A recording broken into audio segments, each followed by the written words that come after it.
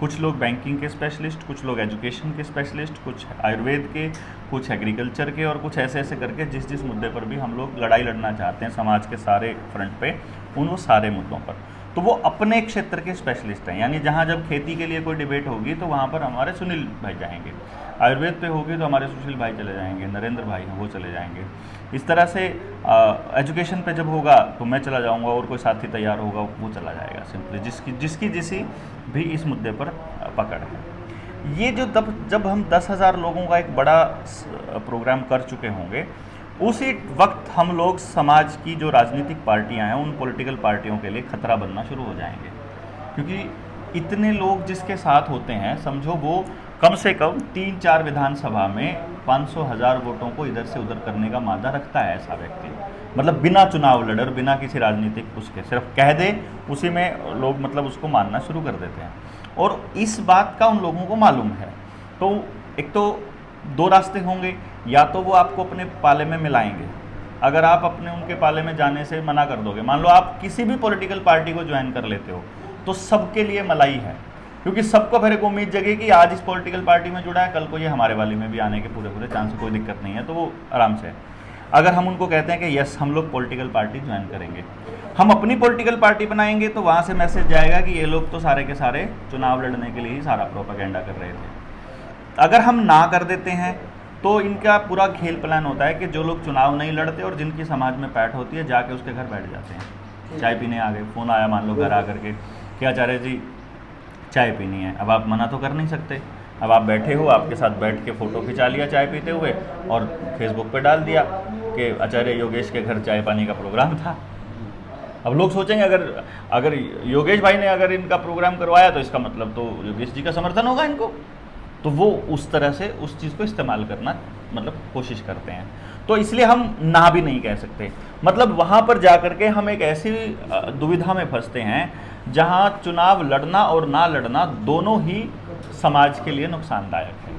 तो लेकिन राजनीतिक विचार देना बड़ा ज़रूरी होगा, क्योंकि आखिर में लोग हमसे जिस टाइम पे चुनाव होगा तो उम्मीद तो करेंगे ही ना कि हम किसको वोट करें, हमारे पास अल्टरनेट क्या है। अल्टरनेट में आज के वक्त जो मौजूदा जो हालात है, उस मौजूदा हालात के हिसाब से आज जो है वो यही है कि कोई ना कोई पॉलिटिकल पार्टी, आजकल पॉलिटिकल पार्टी काम कर रही है जैसे कोई प्राइवेट लिमिटेड कंपनी होती है उसकी तरह। उसका एक मालिक है, उस मालिक का ही चेहरा चमकाया जाता है, वो कोई भी हो सकता है किसी भी पार्टी में। अब उन पॉलिटिकल उनकी जो ये प्राइवेट लिमिटेड कंपनियां हैं, इसके हिसाब से हम चलना नहीं चाहते हैं, खुद चुनाव लड़ना भी नहीं चाहते हैं, और समाज को हमें अल्टरनेटिव भी देना है। तो इसके लिए हमको समाज में से नेतृत्व तैयार करना पड़ेगा। अब समाज में से नेतृत्व तैयार करना भी इतना आसान काम नहीं है। अब उसके लिए समाज को प्रेरित करना पड़ेगा। प्रेरित करने के लिए उन तक बात जानी चाहिए, क्योंकि मेन स्ट्रीम मीडिया तो बात भी नहीं जाने देता। तो हम क्या कर रहे हैं कि हर ज़िले से कम 3 बड़े यूट्यूबर्स लेकर के 22 ज़िलों में 66 यूट्यूबर्स जिनके लाखों में फॉलोअर्स हैं, उन सब को हम लोग ये कहने वाले हैं, मतलब सबको हम लोग इस बात के लिए तैयार करने वाले हैं कि यूट्यूब, फेसबुक, इंस्टाग्राम, ट्विटर, जिस पे भी तुम्हारा अकाउंट है, सारे अकाउंट्स पे सारा प्रोग्राम लाइव चलेगा। वो एप्लीकेशंस आती हैं कि एक पे लाइव चले तो सारों पे लाइव चले, और उसके लिए हमको उन लोगों, वो लोग जिस भी तरह से मानने को तैयार होंगे हम उसके लिए तैयार होंगे। जब पैसा लेते हैं पैसा ले लो, तुम देशभक्ति की भावना में करते हो देशभक्ति की भावना में, जैसे मर्जी कर लो, हमको ये बातें लोगों तक पहुंचानी है। असली बात ये है। तो इसके लिए जब मैं डिस्ट्रिक्ट की मीटिंग ले रहा हूँ, अभी 4-5 डिस्ट्रिक्ट हमारी हो चुकी हैं, सबको मैं बोल रहा हूँ अपने जो लोकल मीडिया है सबके साथ रिलेशनशिप बनाने शुरू करो, और सबको जानकारी में रहने चाहिए। उस दिन के लिए जो तैयार होता है उसको मेंटली तैयार करके रखो, कि हम उनको बता के रखो कि हमारा पर्पज़ क्या है। तो ये जो 66 लोग, इसका पर्पज़ होगा हर आदमी तक बात पहुंचाना। सबसे पहली बात क्या हो गई कि मान लो हमने बात पहुंचा दी। बात क्या पहुंचनी है, हम क्या मांग रहे हैं। हमारे इस रैली का, हमारे इस आयोजन का जो मुख्य बिंदु होगा वो होगा बचपन बचाओ अभियान। बचपन में पर्पज़ ये है कि बच्चों को जो ये कंपटीशन वाली शिक्षण व्यवस्था है ये बर्बाद कर रही है। कोचिंग सेंटर समाज के लिए कोड हैं, और हर बच्चे को रोज़गार मिले ऐसी शिक्षण व्यवस्था का गांव में, गांव की खेती ज़मीन संसाधनों के आधार पर एक पूरा लूप में एक सिस्टम तैयार होना चाहिए, और वो गांव की मदद से बनना चाहिए। ये हमारा ध्येय है, मेन मोटिव बड़े बड़े लेवल पे। बट साथ में हम क्या कह रहे हैं इसके साथ एक और, कि अगर कल को कोई पॉलिटिकल विचारधारा देने लगे तो हम जनता सरकार मोर्चा पोस्ट निकालेगा, क्योंकि हमारे यहाँ राजनीति करने के लिए कोई नहीं आता, लेकिन नौकरी करने के लिए लाइन लगी लंबी पड़ी है। चपड़ासी की भी नौकरी होगी तो लाखों में आवेदन आएंगे। हम क्या कर रहे हैं, हम तुमको पोस्ट दे रहे हैं, हम तुमको नौकरी दे रहे हैं। 10 सीटें हमारे पास पार्लियामेंट की और 90 सीटें हमारे पास लेजिस्लेटिव असेंबली की, और साथ में हर व्यक्ति को चाहिए कम से कम 3 असिस्टेंट, जिसमें एक पॉलिटिकल एडवाइज़र, एक पीए और एक उनका कंप्यूटर असिस्टेंट। तो टोटल 300 लोग ये हो गए और 100 लोग ये हो गए। हम लोग 400 पोस्ट निकालने वाले हैं कि 400 नौकरियों के लिए, 400 पदों के लिए आवेदन भरिए। उस आवेदन को भरने के 2 नियम होंगे। पहला नियम कि मिनिमम क्वालिफिकेशन ये है। दूसरा नियम, उसके पूरे खानदान में किसी ने किसी औरत को, घर लड़की को नहीं छेड़ा हो, पीछे से ऊपर से लेकर अब तक कोई ऐसा आरोप ना हो। और दूसरा, किसी का पैसा समाज में ना खाया हो, मतलब खानदानी आदमी। पहला तो नियम ये है। दूसरा, प्रत्येक गांव अपने कैंडिडेट खुद भेजेगा, पंचायत नहीं भेजेगी, ग्राम सभा भेजेगी। ग्राम सभा मीटिंग करेगी, उस मीटिंग के अंदर ये प्रस्ताव डालेगी। जो कैंडिडेट आना चाहते हैं वो अपना आवेदन देंगे ग्राम सभा को। ग्राम सभा या तो उसी टाइम वोटिंग कराएगी, उसी टाइम वोटिंग नहीं करती है तो उनकी पर्ची डाल के कर लो। सिंपल, मतलब जैसे भी कर लो कि तुमने ये छांट लिए, इसमें से ये वाले लोग हैं, उसमें से सर्वसम्मति से 5 आदमी हमको ग्राम सभा ना माने तो ना माने, मतलब हमारा पर्पस है उनको एक मैसेज देना। हमारा पर्पस है समाज को ये बताना कि कल को ये मत कह देना कि हमारे पास अल्टरनेट नहीं है, हमारे पास कोई ऐसा चॉइस नहीं है, हमको मजबूरी में चोरों को चुनना पड़ता है और हम थोड़े वाला चोर ढूंढते हैं, नए वाला चोर ढूंढ देते हैं। ऐसा कोई मत कह देना। हम तुमको ईमानदार आदमी चुनने का, तैयार करने का मौका दे रहे हैं। कोई ग्राम सभा नहीं चुनती है, कोई बात नहीं, उस गांव से इंडिपेंडेंट कैंडिडेट आ जाए। एक चीज़ बताओ आपको, यहाँ एक सकारात्मक बात बताऊँ कि जो प्रजातंत्र है, प्रजातंत्र की जो व्याख्या है और अवधारणा है वो केवल वेद में है। वेद के अलावा कहीं भी प्रजातंत्र नहीं है। प्रजातंत्र के अलावा जो है वो लोकतंत्र है। हाँ। तो यहाँ से भी पकड़ ही रहा होगा। हाँ, पकड़ रहा है बस। तो प्रजातंत्र के अलावा संसार में लोकतंत्र है, जनतंत्र है। लोकतंत्र और जनतंत्र है भीड़। प्रजातंत्र एक अलग व्यवस्था है। प्रजातंत्र क्या व्यवस्था है? ये जो पैटर्न है, कुछ प्रजातंत्र ये प्रजा से ही आ रहा है मैटर। प्रजातंत्र तो नहीं है, लेकिन प्रजातंत्र जैसा है। कैसे बता रहा हूँ? जन कहते हैं जो पैदा हुआ है उसका नाम जन है। कुत्ता, बिल्ली, कौवा, तोता सब जन है। मनुष्य भी, मनुष्य के बच्चे पैदा हुए जन है। इस जन का जो सिस्टम है उसे कहते हैं जनतंत्र। ये जनतंत्र में एक शराबी को वोट डालने का अधिकार है, जो धोता है जिसे यही पता नहीं वोट है क्या। एक बलात्कारी को वोट डालने का अधिकार है, गुंडे को, अय्याश को, डाकू को, चोर को, भ्रष्ट को, हर आदमी को वोट डालने का अधिकार है। बिल्कुल। तो गुंडे किसे चुनेंगे भाई? गुंडे को चुनेंगे, अपने से बड़े गुंडे को। चोर किसे चुनेंगे? चोर अपने से बड़े चोर को। शराबी किसे चुनेंगे? ठेके वाले को चुनेंगे। बिल्कुल। सब अपने अपने जैसे को चुनने का प्रयास करेंगे। प्रजातंत्र क्या कहता है? प्रजातंत्र ये कहता है गांव में अगर आपके 400 वोट हैं तो 400 के 400 लोग वोटर नहीं हैं। आपको वोटर चयन करना पड़ेगा कि मेरे लिए वोट कौन डालेगा। ठीक है, 400 में से हमने 40 लोगों का चयन किया कि ये हमारे प्रतिनिधि हैं, ये वोट डालेंगे हमारी तरफ से, क्योंकि इनमें समझने की काबिलियत है कि राजा कौन होना चाहिए। मुझ में काबिलियत नहीं है। मुझ में इसे चुनने की काबिलियत थी, इसे मैंने चुन लिया, अब मेरे लिए राजा को ये चुनेगा। ये प्रजातंत्र है। ये जो आपने जो बोला, ये जो 40 लोग चयनित किए गए, इनका नाम प्रजा है। हाँ। जब जन को संस्कारित कर दिया जाए तो संस्कारित जन को प्रजा कहते हैं। अब ये प्रजा का जो सिस्टम बनेगा उसे प्रजातंत्र कहते हैं। मैं आपके वाले पॉइंट पे, इससे अगला स्टेप है हमारा। जैसे ये चुनाव 2024 का है और 2024 के चुनाव में पहले हमारा लोकसभा का चुनाव मई में होगा और फिर विधानसभा का हमारा हरियाणा में अक्टूबर में होगा। अब हम लोग इसको लोकसभा में लोगों के बीच में इस विचार को देने वाले हैं। अगर लोगों को ये विचार सूट करता है तो इसको हम फिर और माइक्रो लेवल पर लेकर जाने वाले हैं। 4 लोगों में से एक घर, यानी 4 घर अपना एक सबसे बढ़िया आदमी चुन करके दो हमको। अगले 4 घर अपना एक बढ़िया आदमी चुन कर दो, वो सारे लोग अपना एक आदमी चुन करके दो। फिर हम इसको वहाँ, जो आपके वाला पॉइंट है ना कि प्रजा में से बेस्ट आदमी छांट के वो लोग प्रतिनिधित्व करेंगे अपने बूथ का। इसी का नाम प्रजातंत्र। हम लोग वहीं जा रहे हैं बेसिकली, मतलब। लेकिन फिलहाल इतना गहराई में अगर चले गए तो वहाँ संभालने वाले लोग ही नहीं है ना अभी तो। नहीं, जब जहाँ प्रजातंत्र खत्म हो गया है वहाँ कहीं से शुरुआत करनी पड़ेगी। तो ये पर्पस उसी के लिए है। ये पर्पस है कि चलो आप अपने गांव में से 5 लोगों को हमको छांट करके दे दो। अभी फिलहाल के लिए तो वो जात में बटे हुए हैं। अभी तो वो मतलब अभी तो वो कैंडिडेट को वही जो आपने बोला कि वो सबसे बड़ा शराबी कौन है, छोटा शराबी कौन है, छोटा चोर बड़े चोर, इसमें डिसाइड करते हैं मेरी जात वाला कौन है, मेरे गोत्र वाला कौन है, वो इस हिसाब से देखते हैं। तो अभी हम लोग क्या कह रहे हैं कि अभी हम आपको ऑप्शन दे रहे हैं कि आप अपनी मर्जी से छांट करके हमको दे दीजिए, हम तैयार करेंगे फिर उन बंदों को। मान लो 5 लोगों को गांव ने हमको दे दिया, उस 5 लोगों में कौन कौन होंगे, एक एससी कैंडिडेट होगा, एक ओबीसी कैंडिडेट होगा, एक महिला कैंडिडेट होगी, और 2 जो होंगे वो जनरल के कैंडिडेट होंगे। संख्या इस हिसाब से हमने काउंट कर लिया। अगर इससे ज़्यादा कोई आना चाहता है, कोई कहता है कि मेरे यहाँ पर एससीओं की संख्या ज़्यादा है और इसीलिए लाइए वो कहता है कि एससी ज़्यादा हैं तो हम 2 कैंडिडेट देना चाहते हैं, तो आप 2 दे दो, हमें कोई दिक्कत नहीं है। आप 4 देना चाहते हो, आप 4 दे दो, हमको कोई टेंशन नहीं है। अब हम इन जितने भी ये 60 गांव हमने एवरेज मान के चलते हैं हम लोग, अगर एक विधानसभा में 60 गांव हैं तो हमारे पास 300 एमएलए के कैंडिडेट आ गए हमारे पास। ये जो 300 कैंडिडेट हैं, हम 300 कैंडिडेट की ट्रेनिंग करेंगे चुनाव से पहले। ये 300 कैंडिडेट चुनाव से पहले तैयार होंगे। तैयारी किस किस चीज़ पे होगी, मतलब हमारे मौलिक अधिकारों पे, हमारे देश के मतलब स्ट्रक्चर के ऊपर, देश के साथ जितनी गद्दारी हो रही है, जितने भी षड्यंत्र चल रहे हैं पूरे इंटरनेशनल लेवल के, उनके ऊपर, पॉलिटिक्स में कैसे चुनाव जितवाए जाते हैं, कैसे हरवाए जाते हैं, कैसे कैंडिडेट खड़े करे जाते हैं, कैसे बिठाए जाते हैं, कैसे लॉबिंग होती है, कैसे मुख्यमंत्री बनते हैं, कैसे तुमको तोड़ा जाता है, कैसे बेचा जाता है, कैसे खरीदा जाता है, ये सारी की सारी ट्रेनिंग पहले से ही उनकी होने वाली है वहाँ पर। एक एमएलए के पास साल में कितना फंड आता है, आप इंडिपेंडेंट कैंडिडेट हो तो भी मिनिमम इतना फंड तो आएगा ही आएगा।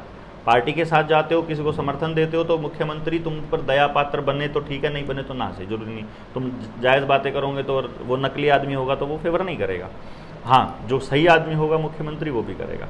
तो बेसिकली हम क्या कर रहे हैं, हम उनको ये बता रहे हैं कि तुम्हारे अधिकार कहाँ से शुरू होते हैं, कहाँ ख़त्म होते हैं, तुमको क्वेश्चन कैसे उठाने हैं, विधानसभा में जीरो काल का क्या है, पूरा का पूरा स्ट्रक्चर समझा दिया गया। 5 लोग अपने जिस गांव ने चुने थे वो 5 लोग अपने गांव की प्रॉब्लम लेके आओ, वहाँ सॉल्व करेगी पूरी सभा, कैसे सॉल्व होगा। तो ये हर जिले के अंदर ट्रेनिंग सेंटर्स चल रहे होंगे उस टाइम पे जब चलेंगे। अब 5 लोग होंगे, वो अपनी प्रॉब्लम लेके आओ, वो अपनी, तो पूरी विधानसभा की प्रॉब्लम्स यहाँ टेबल पर होंगी। ये टेबल पर जो प्रॉब्लम होंगी, इन प्रॉब्लम्स के सोल्यूशन क्या होंगे ये भी डिस्कस किए जाएंगे, और फिर मिनिमम सोल्यूशंस यहीं से तय होंगे। तय होकर पूरी विधानसभा के विकास का खाका यहीं से बने के जाएगा। मतलब चुनाव हुए नहीं है, लेकिन पूरी विधानसभा का काम कैसे होगा ये पहले से ही तय होगा। यानी आप 300 में से जो भी एमएलए बनेगा वो यही काम करेगा। तुमको एमएलए बनाने के लिए ये 299 बाकी के लोग हैं, ये जोर लगाएंगे, यही समाज से पैसा लेकर आएंगे। तुम में से जो भी कैंडिडेट चुना जाएगा उसने ना तो अपनी जेब से पैसा खर्च करना है, ना अपनी गाड़ी खर्च करनी है, ना अपना दिमाग खराब करना है, कुछ नहीं करना है। तुमने सिर्फ चेहरा बनना है समाज का, ना जेएसएम का ना किसी और, क्योंकि हमारी कोई पार्टी नहीं, कोई संगठन नहीं, समाज का चेहरा हो तुम। समाज तुम पर पैसे लगाएगा और तुमने एक नौकर की तरह 9 से 5 की ड्यूटी देनी है। सिंपल, तुम्हारा काम ये है। तुमको सैटरडे संडे छुट्टी मिलेगी, जैसे छुट्टी मिलती है दूसरे नौकरों को। तुम 9 से 5 अपने दफ्तर में बैठोगे, 9 से 5 तुम्हारे को ये काम करने हैं हमारे लिए, क्योंकि हम नौकरी दे रहे हैं। अब साथ में 5 साल नौकरी करने के बाद तुमको लाइफ टाइम के लिए पेंशन भी दे रहे हैं, ये समाज दे रहा है तुमको। अब जब ये हमारा अभी तक का तजुर्बा क्या आता है इलेक्शन मैनेजमेंट में, कि एक कैंडिडेट को सिर्फ 20 लोग भरोसे वाले चाहिए होते हैं जो उसके लिए लड़ सके पूरी विधानसभा में। और मैंने बहुत से ऐसे पार्टी के, नौकरी देने से क्या मतलब है? नौकरी देने से मतलब ये है कि तुमको एमएलए सरकार, तुमको एक तरह से ये समझो, तुम जनप्रतिनिधि बनकर जा रहे हो तो तुम मालिक मत समझो अपने आप को। और बाकी जो 299 है वो नहीं, अभी तो पहले यहाँ पे आते हैं, मैं 299 पे ही आता हूँ, मैं 299 पे ही आऊँगा, अभी सब पे आऊँगा। एक कैंडिडेट को जीतने के लिए लगभग 20 डेडिकेटेड लोग चाहिए। अब हमारे पास बूथ पे काम करने के लिए, हर बूथ पे काम करने के लिए हमारे पास बूथ एजेंट्स भी हैं 299 में ही, सारे सिस्टम को समझते हैं, पूरी प्रक्रिया को समझते हैं। अब जब इनमें से जब ये 300 लोग होंगे, इन 300 लोगों में से इन 300 लोगों का एग्ज़ाम होगा पूरी ट्रेनिंग के बाद, क्योंकि हमारे यहाँ चपड़ासी का भी पेपर होता है जब वो लगता है, बाकी तो छोड़ दीजिए। अभी लोगों को केवल ये चपड़ासी वाला ही कॉन्सेप्ट ये समझ में आता है, पेपर लेने वाला ही। तो हम इनका सब्जेक्टिव ऑब्जेक्टिव और जैसे भी होगा वो एग्ज़ाम हम इनका ले लेंगे। उस एग्ज़ाम के बाद जो बंदा फर्स्ट आएगा वो हमारा एमएलए का कैंडिडेट होगा, जो हमारा सेकंड आएगा वो उसका कवरिंग कैंडिडेट होगा, जो हमारा थर्ड आएगा वो हमारा वो गद्दा उड़ गया था, वो चद्दर अंदर रख दे, उसे उसमें रख दे। इसमें जिस हिसाब का भी होगा हम मोडिफिकेशन कर लेंगे। तीसरा होगा पॉलिटिकल एडवाइज़र, चौथा होगा उसका पीए, पांचवा होगा उसका जो भी उसमें से टॉप टेक्निकल पार्ट पे जो कंप्यूटर पर है, कंप्यूटर ऑपरेटर। अब ये सारे जो पांच, ये इसको मिल गए 4 लोग, ये कवरिंग कैंडिडेट तो निकल जाएगा जिस भी होगा, तो टोटल 4 लोगों को हमें एक विधानसभा से सेटल कर दिया। हमारे पास 300 में से बच गए 296 लोग। ये 296 लोग जो गांव ने सेलेक्ट करके दिए थे, इनका गांव में ही एक दफ्तर बनेगा, गांव के अंदर ही, जो एमएलए का ही दफ्तर होगा बेसिकली, और गांव मिल करके इनकी रोजी रोटी का इंतज़ाम करेगा बेसिकली। क्योंकि अगर ये लोग गांव के लिए काम करने वाले हैं तो गांव को इनके लिए काम करना पड़ेगा। उसके लिए मिनिमम क्राइटेरिया चूज़ कर लिया जाएगा, तुमको गांव में क्या करना है, क्योंकि यही लोग होंगे जो गांव की व्यवस्था को चलाने में एमएलए की भी मदद करेंगे, और यही लोग होंगे जो एमएलए को उल्टा रास्ता चलते हुए देख करके गांव को सचेत करेंगे, क्योंकि इन्हीं 296 में से अगला एमएलए चुना जाएगा अगर 5 साल से पहले एमएलए अपने एफिडेविट में दिए गए वादों को पूरा करने से चूक जाता है। क्योंकि ग्राम सभा के नाम चुनाव से पहले कैंडिडेट अपना एफिडेविट देगा कि मैं पहले साल तक ये निपटा दूंगा, दूसरे साल तक ये निपटा दूंगा, तीसरे साल के अंत तक ये निपटा दूंगा। जहां वो अपना निपटाना ना पाएगा, जहां भी वो अपना काम नहीं कर पाएगा, जिस भी स्टेप पे, उसी स्टेप पे उसके खिलाफ एफआईआर होकर के 420 में अंदर, क्योंकि एफिडेविट झूठा एफिडेविट वो नहीं दे सकता ग्राम सभा को, तो ग्राम सभा के नाम पे होगा। उसके बाद अगले कैंडिडेट चुन लिए जाएंगे, बाकी के जो लोग हैं वो आगे आ गया हो, तुम्हारा एग्जाम होगा, तुम लोग जो फर्स्ट आएगा उसको चुन लेंगे, हमारे को कोई दिक्कत नहीं है। चाहे साल में 3 एग्जाम हो जाए हमारे, हमको कोई टेंशन नहीं, क्योंकि हमारा उस कैंडिडेट का पैसा नहीं लग रहा है इस चुनाव के अंदर। और जैसे ही लोगों को ये समझ में आएगा कि हमारे हाथ में एमएलए की गर्दन है, जो आज तक जिसके आगे जाके हम लोग हाथ जोड़ा करते थे, तो मैंने गांव में पिछले 2-3 साल से जब मैं लगातार गांव में जा कर के लोगों से बात कर रहा हूं, और उस बातचीत का जो निचोड़ निकल रहा है वो ये निकल रहा है कि लोगों में इतना ज़बरदस्त उत्साह आता है जब मैं बात करता हूं ना कि ऐसा करने वाले हैं। तो मतलब जिसको कुछ नहीं समझ है ना प्रजातंत्र, लोकतंत्र, जनतंत्र की, उसके भी वहाँ से इतनी ऊर्जा आती है कि ऐसा हो जाएगा तो कमाल हो जाएगा, ऐसा हो जाएगा तो कमाल हो जाएगा। इसके सपोर्टिंग में एक सॉफ्टवेयर और तैयार कर रहा हूँ मैं, मतलब अभी चल रहा है, उसके ऊपर काम चल रहा है। वो सॉफ्टवेयर का काम रहेगा पूरे 90 के 90 विधायकों के ऊपर और 10 के जितने भी हमारे पार्लियामेंट के मेंबर हैं सबके ऊपर 24 घंटे निगरानी रखने का। मतलब निगरानी इन द सेंस, उसने कोई निर्णय लिया है, उस निर्णय के ऊपर साथ के साथ मेमोरेंडम दें कि तो उस पर तुम क्या सोचते हो।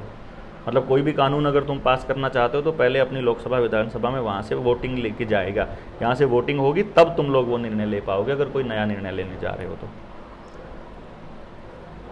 तो वो मेमोरेंडम के लिए, उसके रेफरेंडम्स के लिए, मेमोरेंडम नहीं रेफरेंडम के लिए जितना भी मतलब उस जनादेश की फॉर्म में होगा कि जनादेश ये कहता है कि तुमको ऐसा करना चाहिए, उसके हिसाब से जनप्रतिनिधि अपना काम करेगा। मतलब असली जो हमारा पर्पस है वो उस जो डिसीजन लेने की जो ताकत है उसको गांव में रखने का है। जल, जंगल, जमीन और जानवर, इनसे संबंधित निर्णय गांव ले, साथ में शिक्षा, स्वास्थ्य, राजनीति, खेती और शिक्षा, स्वास्थ्य और पांचों चीज कैसी, खेती हो गया, शिक्षा, स्वास्थ्य हैं, अरे नहीं अभी दिमाग में लिख रखा था, हाँ ये 3-4 पेज पहले लिखा था हमने, सारी चीज़ों पे तो लिखा था। न्याय, शिक्षा, स्वास्थ्य, न्याय, राजनीति और खेती, इनमें मतलब पैसा जो है उसकी अनिवार्यता खत्म करी जाएगी। मतलब वकील को पैसा, पुलिस को पैसा देने की ज़रूरत नहीं है, यहाँ पैसे का बोलबाला नहीं होना चाहिए। वकालत मतलब वकील और जजों को देने के लिए गरीब आदमी के पास कहाँ पैसा। खेती में भी मतलब पूंजीवाद खत्म करना है बेसिकली, खेती में से पूंजीवाद, राजनीति में से पूंजीवाद, स्वास्थ्य में से पूंजीवाद और शिक्षा में से, नहीं तो ये सारा का सारा तंत्र अमीरों के ही हाथ का कठपुतली बन जाएगा। तो ये खत्म करना है, इसमें से पूंजीवाद और जल, जंगल, जमीन, स्वास्थ्य, राजनीति, खेती और न्याय, इसमें पूंजीवाद का हस्तक्षेप बंद करना बेसिकली, कि जो पैसे के दम पर इन चीज़ों को चलाना चाहता है उसका बहिष्कार किया जाएगा। इस लेवल पर हम लोग व्यवस्था बनाएंगे आने वाले वक्त में कि शिक्षा जो है वो समाज का दायित्व है। इन्होंने क्या किया, पहले हमारे सारे स्कूल जो हैं वो समाज के ही मदद से स्कूल बने थे, गांव के लोगों ने डोनेशन दे के बनाए कमरे, गांव के लोगों ने मेहनत करके उसके ऊपर सारा काम किया, अपने ट्रैक्टर लगा करके वो सारी ज़मीनें समतल करी, ज़मीन दान करी, ज़मीन पंचायत की ज़मीन, कुछ लोगों ने अपनी पर्सनल ज़मीन दी। बाद में सरकार ने सर्व शिक्षा अभियान के तहत काम करने के लिए उसके ऊपर बिल्डिंगें बना दी और अब उस सरकार ने उन सारी ज़मीनों को अपने नाम कर लिया। तो शामलात की ज़मीन ऐसे ही नाम कर ली अपने, ऐसे ही अस्पतालों की ज़मीन नाम कर ली, और अब फिर प्राइवेटाइजेशन की तरफ चल पड़े। मतलब अगर जो वहाँ पैसे का इतना बोलबाला रहेगा तो धीरे धीरे धीरे धीरे ये सारी की सारी पूंजीपतियों के हाथों में चली जाएगी, जिसको रोकना मेरे ख्याल से सबसे ज़्यादा ज़रूरी अहम हिस्सा है। तो इस पूरी प्रक्रिया को इस तरीके से गांव के लोगों की मदद से करने का प्लान है कि लोगों तक खबर पहुंचे। इसके लिए स्टार्टिंग में हम लोगों को एक एक आदमी तक पहुंचना ज़रूरी है। उसके बाद लोग क्या रिएक्शन देते हैं, कितने कार्यकर्ता निकल कर आते हैं, कितने सहयोगी दल इसमें काम आएंगे, किस तरह के लोग होंगे, ये इस पर निर्भर करेगा कि हम लोग कितना आगे कामयाब होंगे, कितना नहीं।